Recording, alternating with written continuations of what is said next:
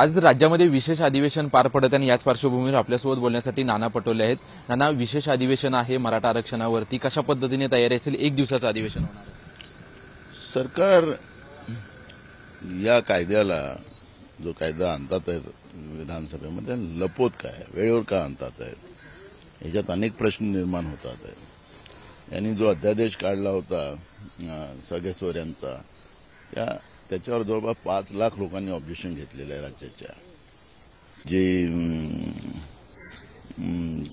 वनवासी कल्याण जी संघटना आहे त्यांच्या माध्यमातून धनगर समाजाच्या विरोधात त्यांनी अपील केलेली होती आणि ते डिसमिस झाली धनगर समाजाची। सांगायचं तात्पर्य म्हणजे एकीकडे धनगर आणि आदिवासींना भांडवून द्यायचं, एकीकडे ओबीसी मराठ्यांना भांडवायचं आणि जनतेचे मूळ प्रश्न बाजूला ठेवायचे।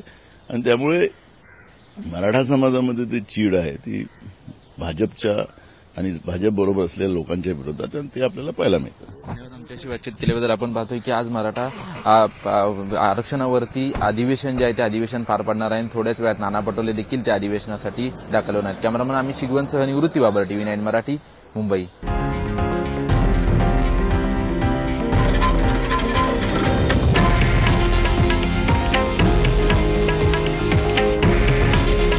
हे आहे देशातील नंबर 1 न्यूज नेटवर्क आणि आपण पाहत आहात TV9 मराठी।